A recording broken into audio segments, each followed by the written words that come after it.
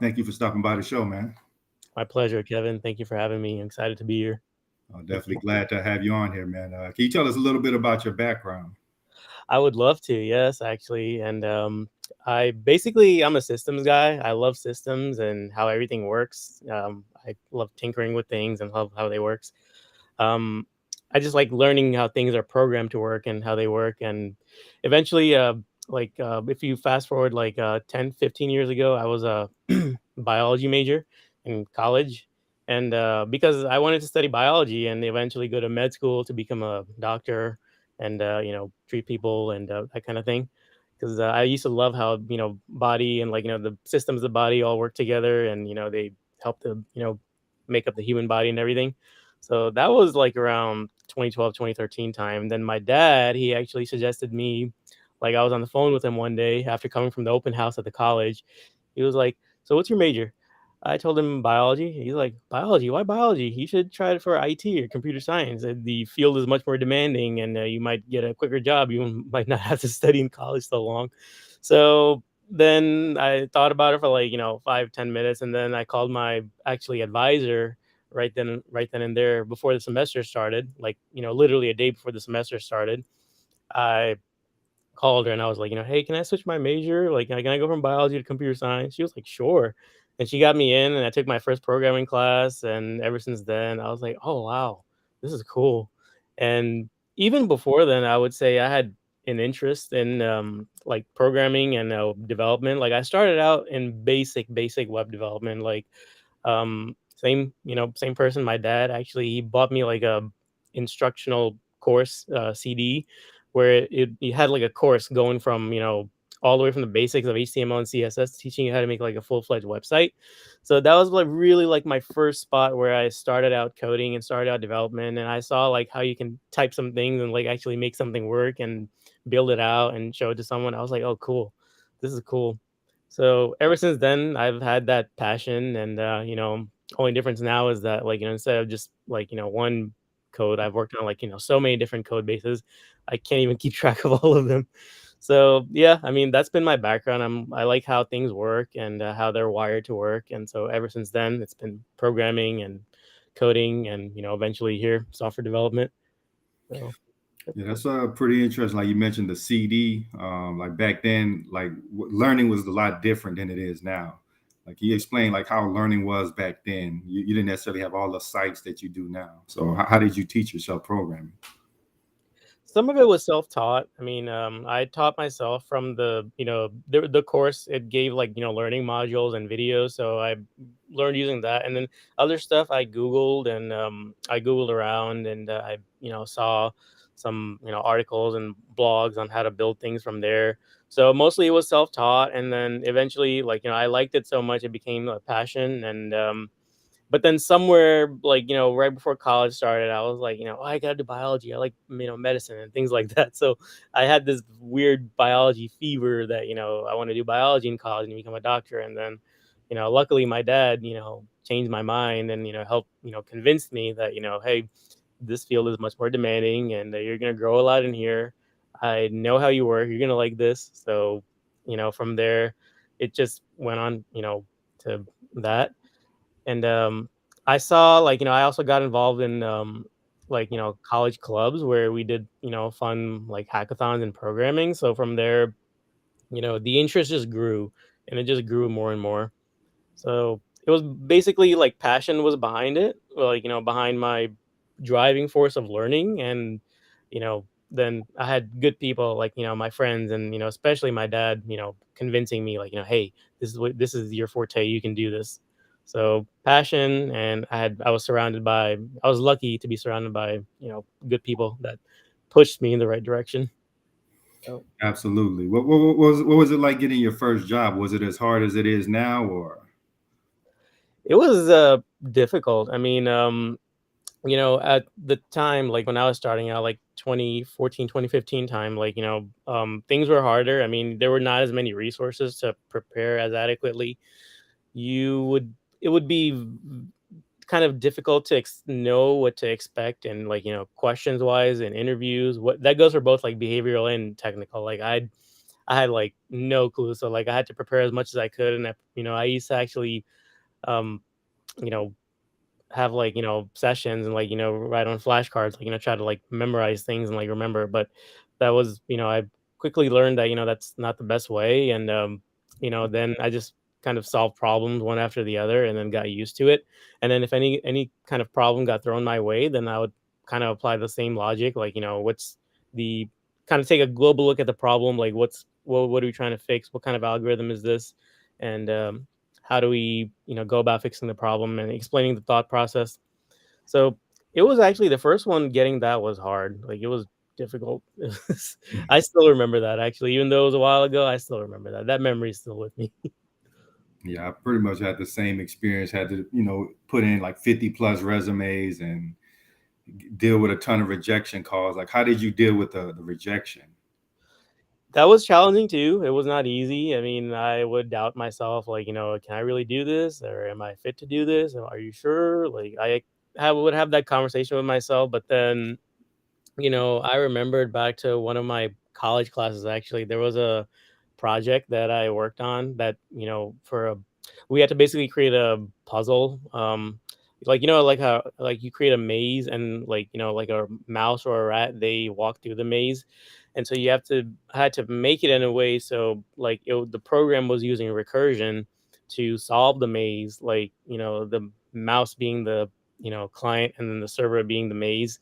So figuring out, like, I was one of the first ones in my class to figure that out. So that kind of, you know, confidence always gave me, like, boost, like, hey, you did this. You were the first one in the class to figure this out, and you participated in this hackathon. So, you should keep doing it, keep trying, and don't get discouraged. And, I also had a good, like, advisory group. Like, we had teachers. One of the professors was very good, very, like, encouraging, actually. Like, when I was feeling down that, I didn't ace the interviews.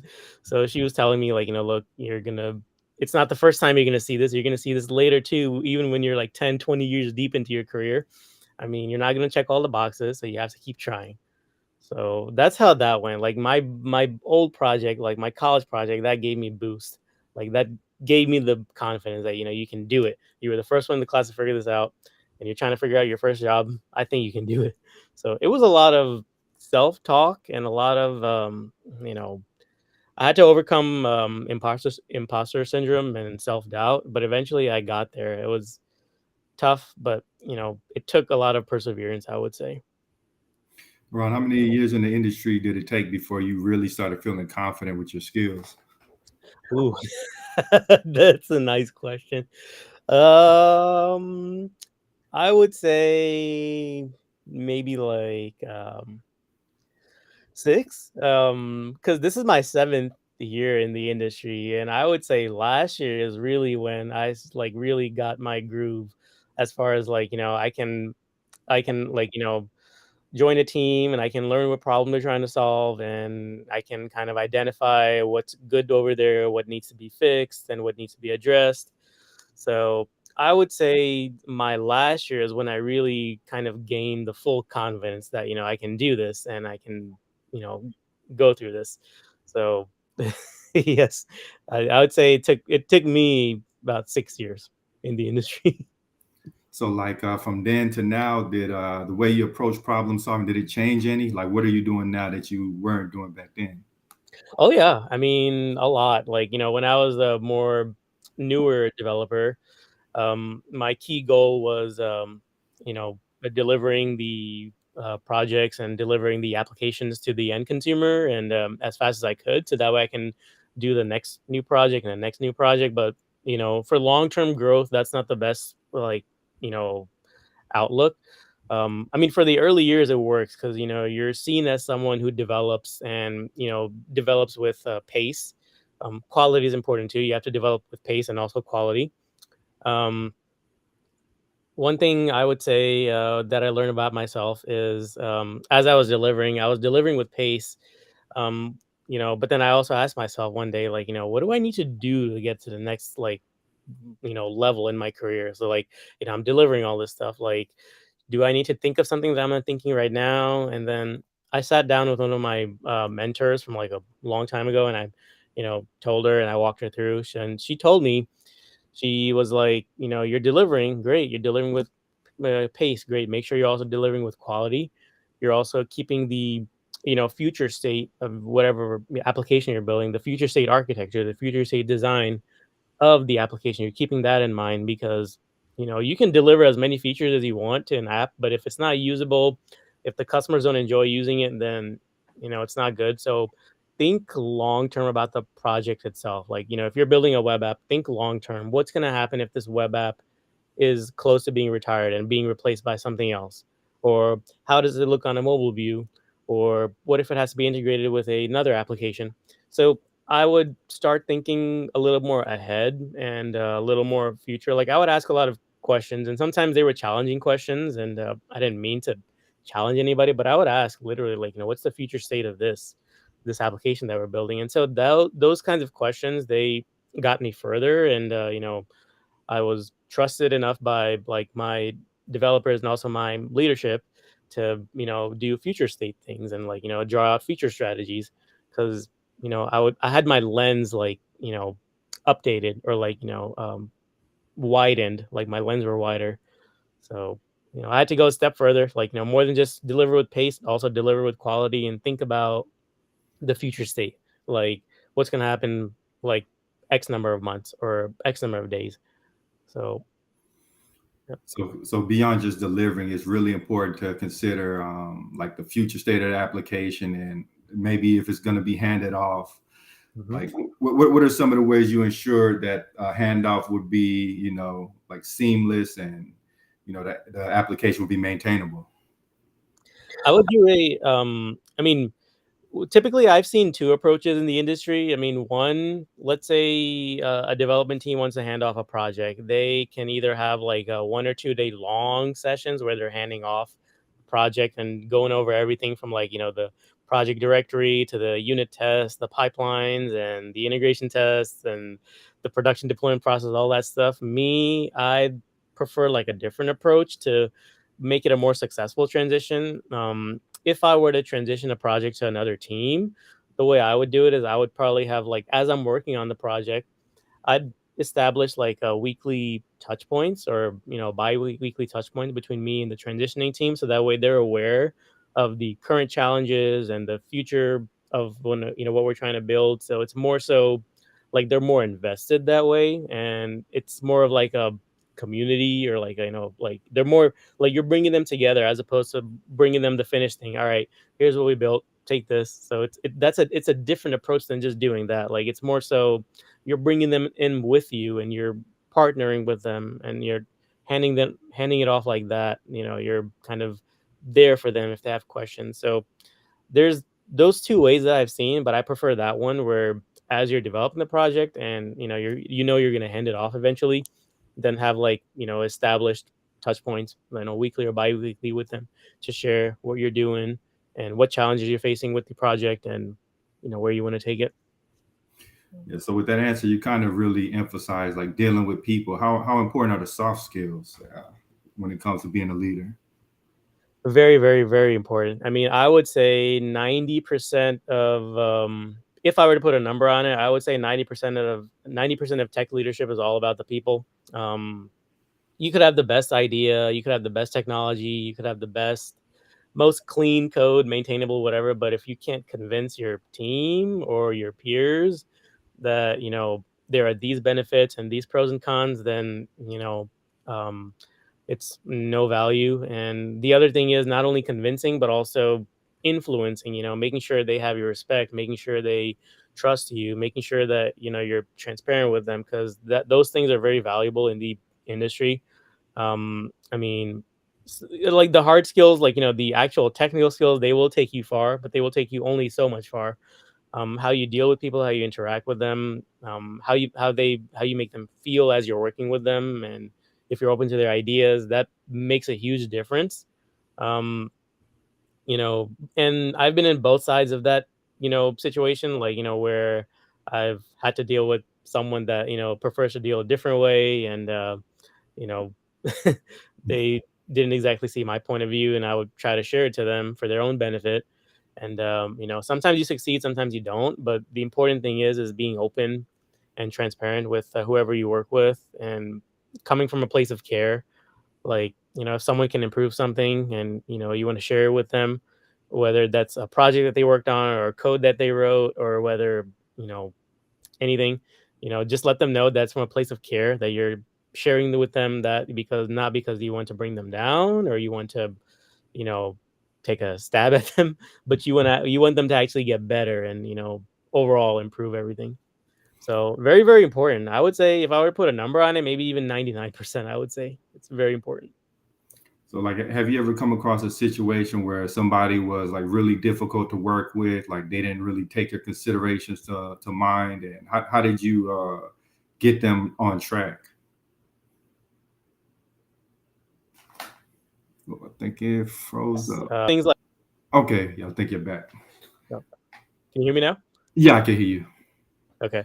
Yeah, I did have a situation like that where there was, a couple of times where there was one person that was difficult to work with. And initially, I mean, I shared it with them, and I shared it with I was frustrated for sure. I mean, because I'm a human too. I have feelings and emotions. And all. So, but I didn't let that get to me. I initially spoke to them. I was like, hey, we're working on this thing together, and, we want to make it a success. We want to make it nice and everything. So I sat them down and I talked to them, and I was like, look, I know you probably didn't mean this like that way, or you didn't probably, mean it in that way, but this is how it, you know, at least what was perceived by me or made me feel. And I'm just sharing it with you because I want your success and I want us both to, deliver something nice. So, you know, if there's like some kind of way you can, you know, make it to where like, there's a goal to reach for both of you, both parties involved, like, there's a goal to reach for both of you. You guys would make something work. Always perceive it that way, because there's always going to be people that are different. They work different than everyone, they work different than you. So always make it about the goal, like what you're trying to achieve, and like some kind of goal that you both want to achieve together. And then it becomes easier from there. So Absolutely. Have you ever had a team member who, they're a great person, but they're not quite up to par technically? Like, how do you deal with that, and how do you get them on track?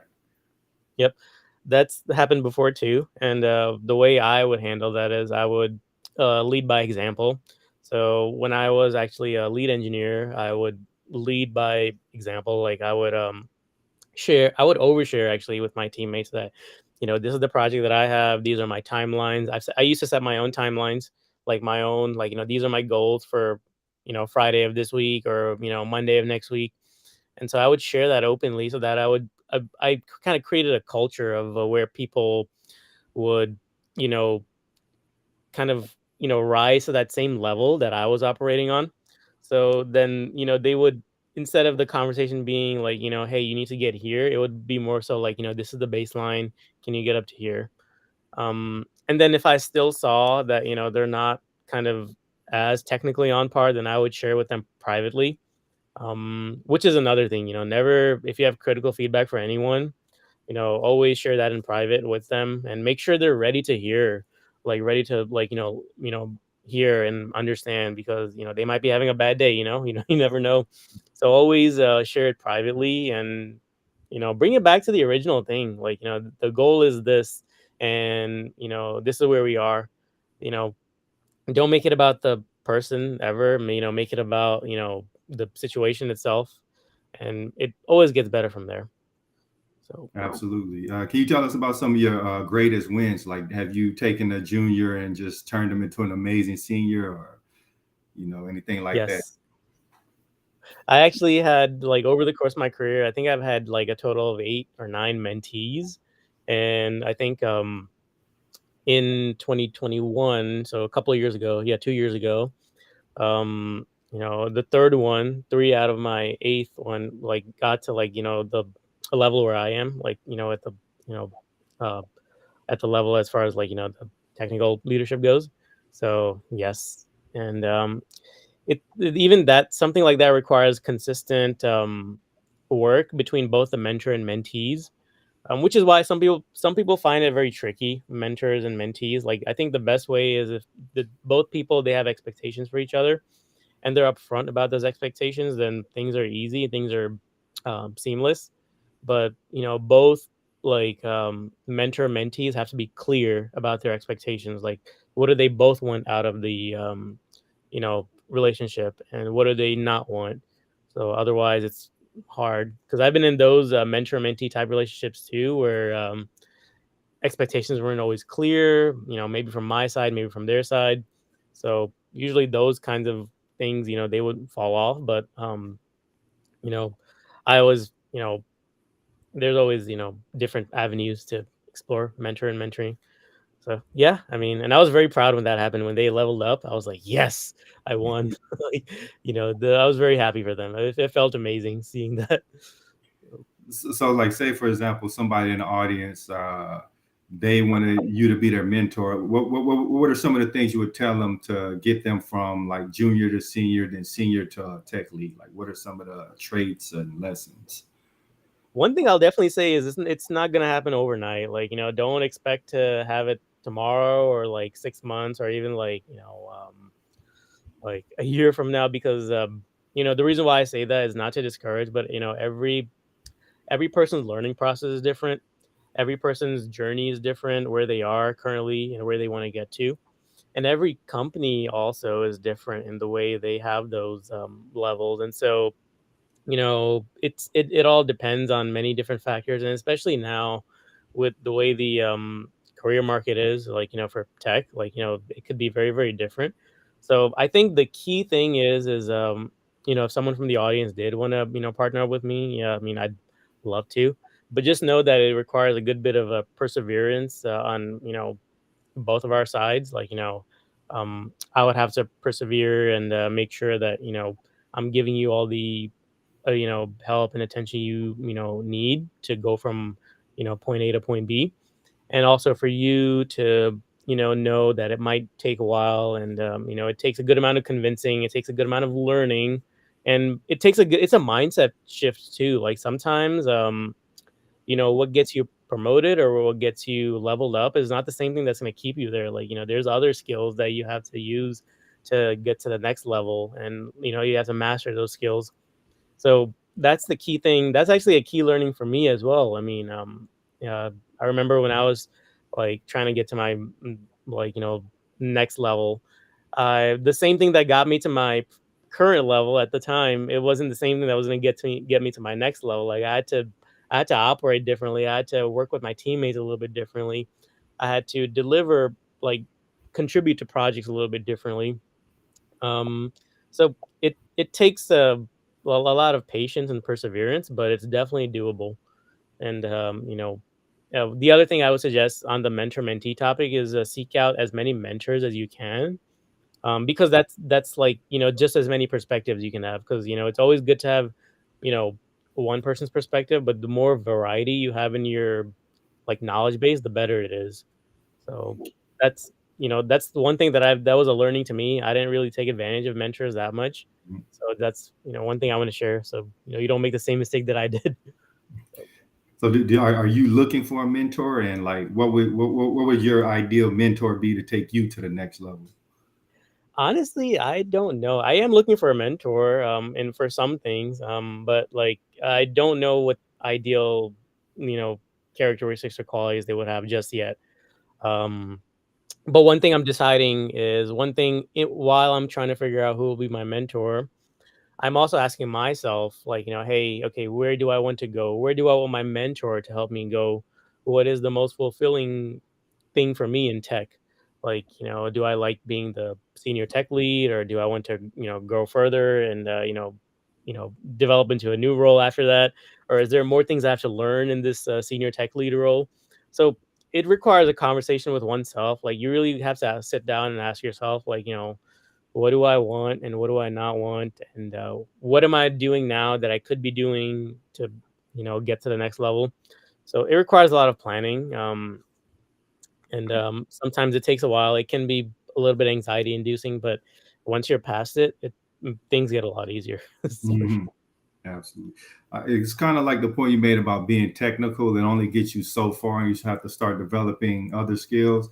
I kind of feel like at a certain point you hit a technical ceiling, and then you're gonna have to start learning more about the business Yep. and the impact you're making. Can you speak about like, because you know a lot of times like we in tech we work in a silo, we just want to be given a project, we do it, but we don't think about the impact on the business. Can you speak about having to deal with any of that? Yeah, definitely. I mean, that's actually early in my career, I made that mistake. I was so focused on the tech stack, I was so focused on the language, so focused on the framework. I paid little attention to that. Which is why I was saying, I used to deliver with pace. I was like, hey, here you go, here you go. Here's this modal, here's this page, here's this like flow, here's this API update. I didn't think much about the impact that I was making until my mentor, she sat me down and she was like, hey, if you want to get to the next level, you got to ask these questions. Like, you got to ask about the long-term strategy. Where is this project going? And why are we building this? And you have to ask, you have to know. So not only do you know what you're building and how you're building it, you also know the why behind it. How many customers is it going to help? How many, businesses is it going to help? So, knowing the impact is really, really important. At some point, and I think everybody deals with this kind of thing, you get so kind of obsessed with the tech, with the code and the tools, it kind of becomes easy a little bit to forget about, like, why you're there in the first place. Because if you remember, like, when I mentioned what got me into the whole tech thing was, you could type some things on the keyboard and, like, make it appear. So that's what really excited me. So I forgot about that initially because I was so enamored by the tech stack. I was like, oh wow, this language, that language, this framework, that framework. So it took me, I had to come back and, snap back to my original self. Um, so it's really important to know about that because actually, whatever company you're working in as an engineer, um, it's very like if you want to grow in that company and like further level up, it's really important to know about the business side. So that way you know the impacts and you can also contribute to the strategy of the overall business as a tech person. You can kind of, anticipate what needs to happen, what needs to get built, what needs to get sunset, and you can guide others, with that knowledge. So absolutely important to know about the business. Yep. So I know like as you get more senior, it goes from like focusing on tech to dealing more with the business side of it. Like, do you find dealing with like the business people challenging? I know there could be like sometimes a communication barrier. They don't necessarily understand the technical side, and communicating that to them. How are you able to break that down to them in a way they can understand? I don't use I use very minimal tech lingo when it comes to communicating with non-technical folks because they you want to meet them there, you want to meet them where they are, you want to meet them feel like you want to make them feel like they're part and they're welcome. So I sometimes, like, if they want to know the technical reasons behind building something, or I would definitely explain, like I'd give them the high level design diagram or, like, the document if they want to know. But otherwise, like, if they want to know the quick, and usually that's the case, like, working with business oriented folks, they want to know, more so the quick and, the quick and dirty, like, what is it, what is it, like, is it, can it be built or can it not be built, or what are there any blockers? So I usually keep the non-technical, I usually keep the technical jargon out of it, unless they want to know and they want to, like, educate themselves how it really works. Then I can always share with them. But that was a learning experience for me too, because I used to be so enamored with the text. I would just give them the tech explanation and not go about, like, what it really is, like, the easy terms, the layman's terms, and so that took away some opportunities from me, like, that I could have scored, but you live and you learn. So definitely make an effort to meet them where they are and also show them where you're coming from, because the more together, the more you can work with people, the better it is. So, Absolutely. I know a lot of times you get in those, especially like a mid-level developer. So they start bringing you more into the meetings, more senior you go. Like, how many opportunities are you missing out on by just sitting back and staying quiet and not interjecting on, the things they're talking about? plenty. I mean, And there are people like that. Some people they prefer. I mean, it's fine. I mean, if that's how they, you know, want. I mean, if that's the kind of like, I mean, definitely people will be missing out plenty. Like if you're kind of like just taking it and running with it. I mean, in order to advance in your career, yes, you'd be missing out. But there are people like that too that I've worked with in the past that they're just like give me the specs and I'll go build it. But versus if you want to grow and you want to you know grow in your career and have like a more advanced role, a more senior role, then it definitely pays to ask questions because then those questions they show your leaders and your peers that you're engaged and you're thinking long term and you want to make something that's high quality and you care about the business you're in. So it's really, it would definitely open up a lot of opportunities if the more questions you ask, and don't be afraid to ask either, because it just shows how engaged you are. Yep. Absolutely. I know a lot of engineers, they can be like introverts, they might be shy, they're not very talkative. How do they start developing a more extroverted nature so they can communicate better? It, in my experience, it's always been, you want to like, slowly, like, you want to have you want to make sure they're comfortable at all times. You don't want to make sure in any way that you're trying to change them or you're trying to, you know, alter their personality. Never want to do that. You want to meet them kind of halfway where they are, because there are going to be people that are introverted and extroverted, and they get their energy different ways. Like some people get their energy with being with other people, some people get their energy being alone. So different people work differently. I mean, typically what I prefer to do, if if someone likes to have one-on-one discussions more, then I take it one-on-one with them, and if they prefer more group, then I do more group.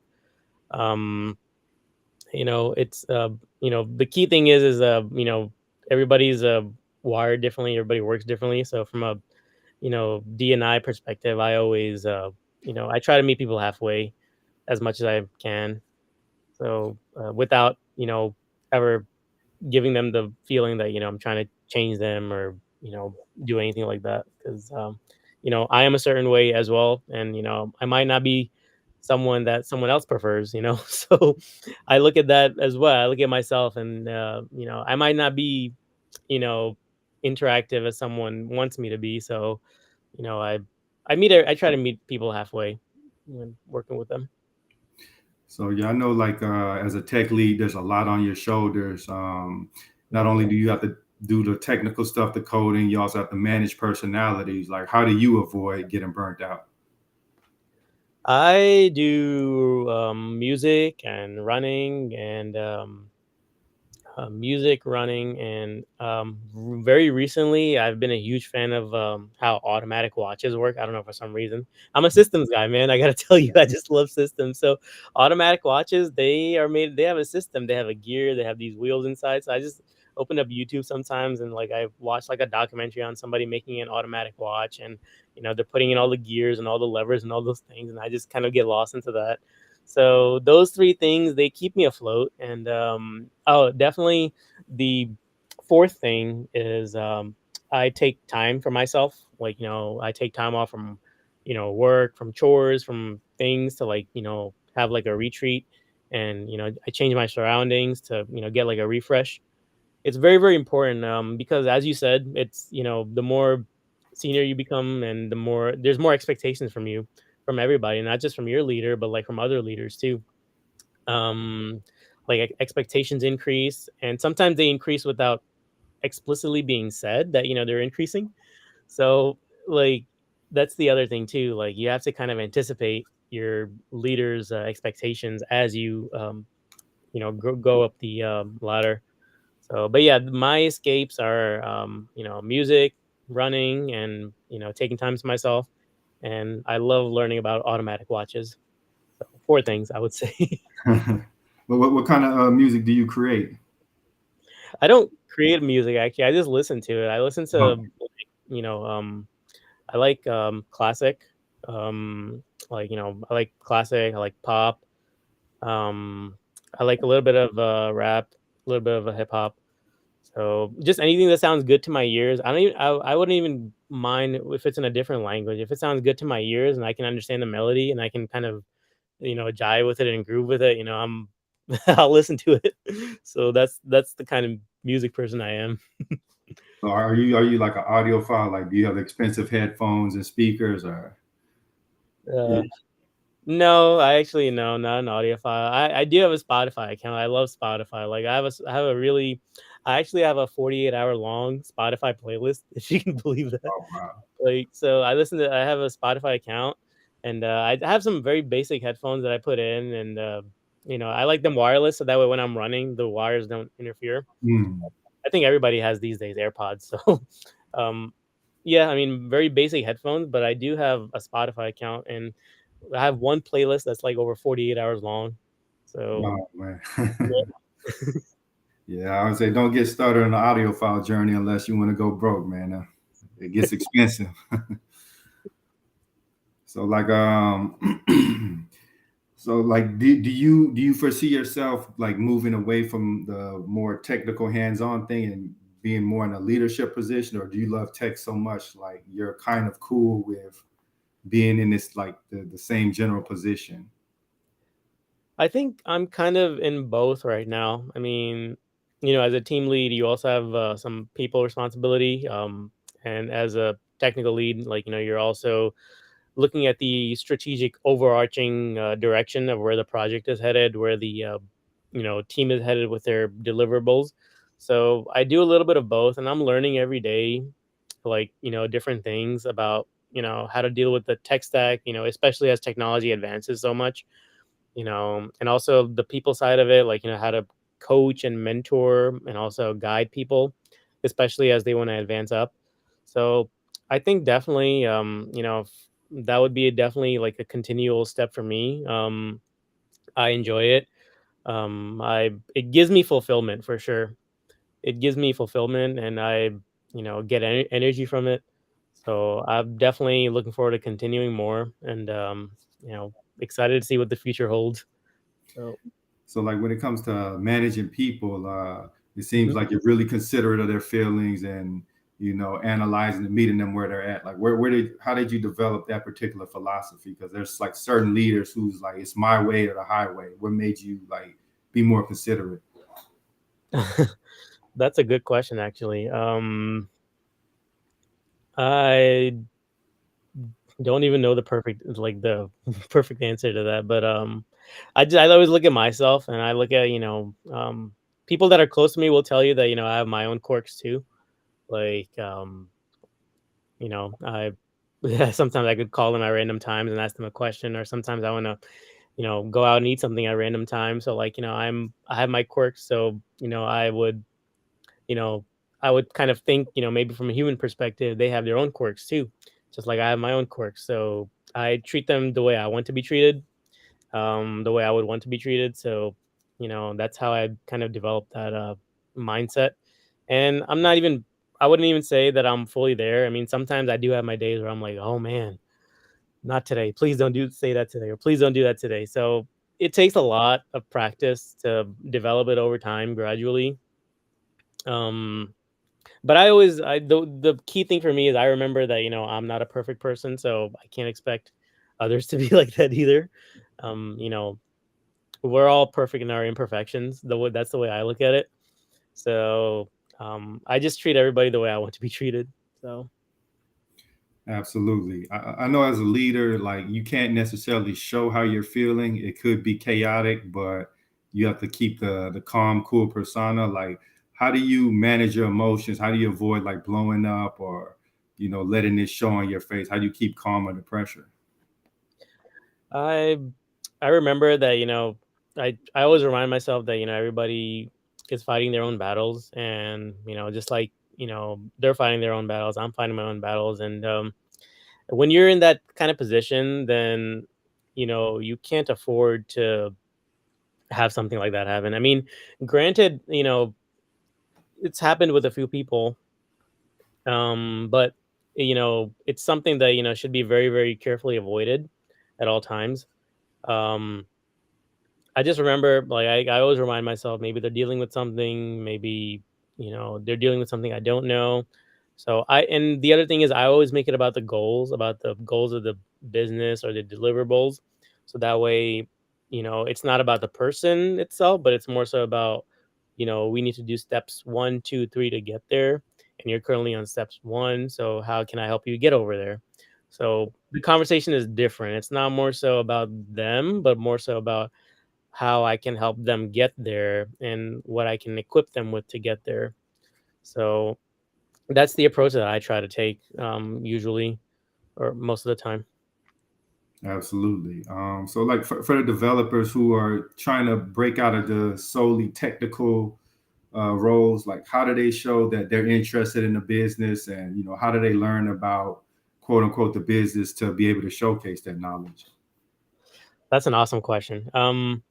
So if you're looking for a job and looking for some kind of like technical role, like a engineer role, try to find it in an industry that you enjoy. Like, try to find it in an industry that you enjoy and you will like working with.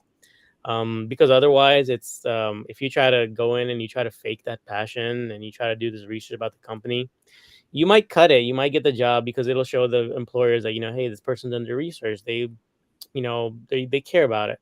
But it's only going to take you so far because eventually, like, you'll get tired of it. The same old thing. So try to look for like roles that are closer to your interests, your industry.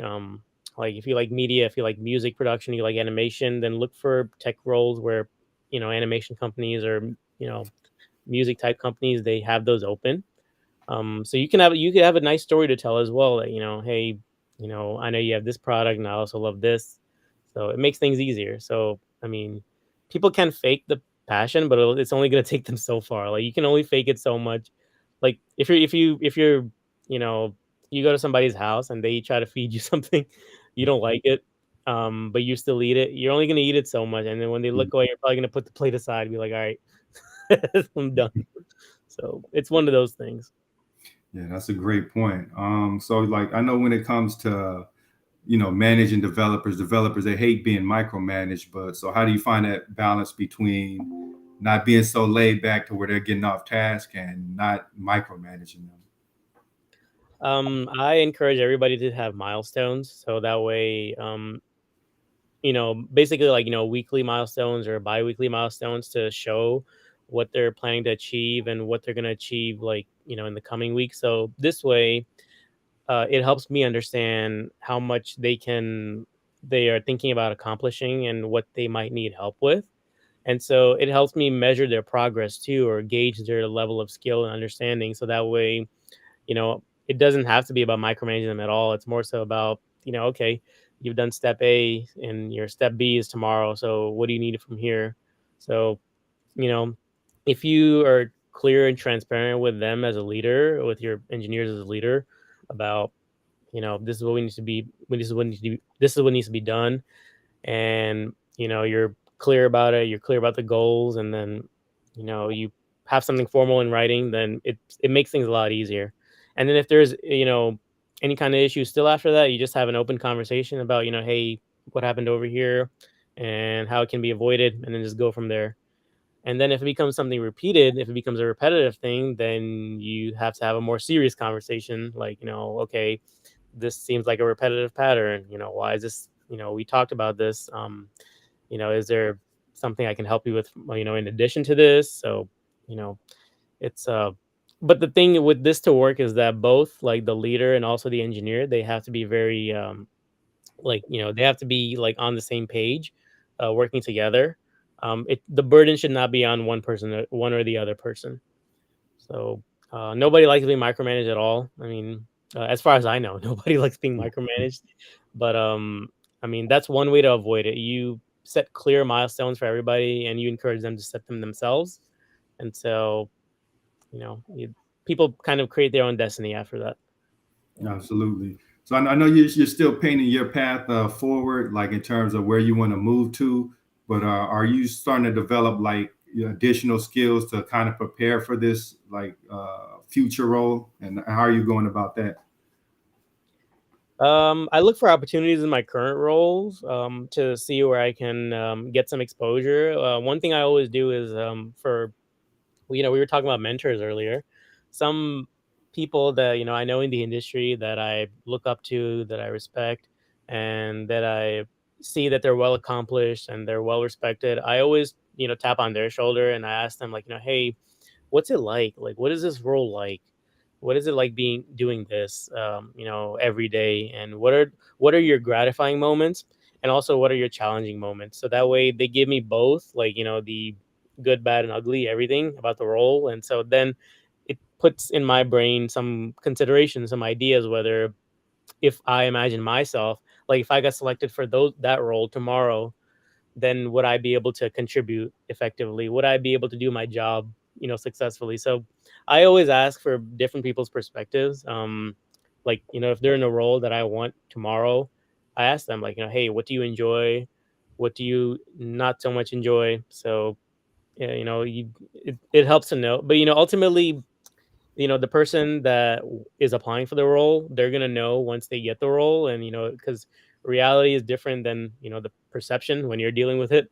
So you're still going to find some surprises. Like, even if you get that dream job or you get that dream role, you're still going to find like surprises. You're still going to find like unanticipated things to deal with. The key thing is being open and being truthful to yourself. Um, like if you make a mistake, definitely like own up to it and really talk to yourself and ask yourself, why did the mistake happen? Could I have done something differently? That honesty with yourself becomes very, very important. You have to be honest with yourself. Like, is this something I really want? Or is this something that am I joking with myself? Do I really want this? Or do I just want the title? Or do I want the, you know, limelight or whatever? It's, you have to ask yourself all those questions because there's no such thing as a dream job. Everybody says there's a dream job. I mean, every job comes with good and bad. You want to find, I mean, for anyone, you want to find a job that has, just enough good. So where like if there's a little bit of bad, you can handle it. Fine, no big deal. So yeah, that's the kind of balance you want to have. Every job comes with its, you know, barrel of monkeys. Absolutely. Are there any technical leaders you look up to, and like what are some of the lessons you've taken from them? There are some. They work at AWS. Some solution arc managers and solution arc directors. I read their blogs. I read about like I listen to their podcasts and like how they build their projects, how they lead their teams, and how they you know develop design and how they execute. So I read those things a lot, and I listen to their podcasts whenever I can. So that way it increases my knowledge on what they're doing and what they're dealing with, and so it also kind of keeps me current with what they're building. So yeah, I mean, there's a few that definitely I look up to their opinions. Absolutely. I know you mentioned earlier that you are willing to mentor any listener, or I'm not gonna say any listener, but a listener who may hit you up. Like, where can they reach you at? There's they can contact me via LinkedIn. My LinkedIn account. Um, Shoot me an invite or follow me on my blog, and I'll get in touch with you. So yeah, I mean, yep, I know happy to sometimes help. like less senior developers, they're intimidated by reaching out to like leads and people that's higher up on the food chain. So like, what advice would you give them? It's just another human. Like they breathe the same air, they drink the same water, they eat the same food. Like it's just another human. So I used to be the same. Like I used to be nervous about that kind of stuff too. So you just have to tell yourself like be open with them for sure. Like if you're approaching anybody for mentoring, be very open with them. Like what are your goals? And or if you don't know your goals, then that's fine too. Just tell them like hey, I don't know, but can you help me? Like just be open about what it is you want or what it is you're trying to do. And people value transparency is what I've learned. When you're open and you're clear, people value that. So Absolutely. So, like, can you tell us a little bit about your blog? What made you want to start writing a blog? I was having my brain was running out of space. I was having so much knowledge up here, and I was working on so many different projects. I was like, you know what? I need to have some kind of journal. I need to like, publish somewhere so I don't forget this stuff. So I started my blog in like 2021, and then my blog was very basic. Like I didn't have much fancy stuff on there, and then like I it was just like basic. It was like a journal pretty much. Like today I did this, today I did that, just to remind myself. These are the things I'm experienced with. This is the things I know. So kind of like a career journey. Um, so then eventually, like, it just grew. Like I started really like getting engagement and people enjoyed what I was putting out. They enjoyed what I was writing. And so then I was like, hey, what if I take this up a level? What if I teach like lessons learned or, API practices or, things to do when designing something or, how to use a specific technology. So it just kind of became like an ongoing journal thing for me. Um, Oh, by the way, it was my fifth thing actually. Like, the fifth thing is the other thing that kind of helps me decompress is actually writing and blogging and sharing like, with the wider tech community about different things. So that's the other reason why I got into blogging. Like it was kind of like an escape for me, like, escape from, everyday life, chores, work. So, yep, it was a passion that I found. Absolutely. I know burning out is very easy in this industry. Like, what lessons outside of work would you give to the listeners? Definitely, find some hobbies, like find some, nice hobbies. Like, I shared mine like with running and music and you know, automatic watches because I'm a weird person like that. Find something you enjoy and try to find like the good moments in that.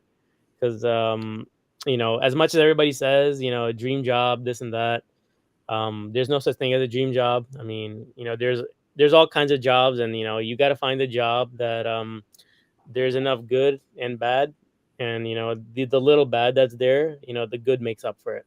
So you want to find that kind of role and live up to it, but definitely find some kind of hobbies to disconnect and kind of like a ritual to disconnect from work or from chores, and it makes things easy.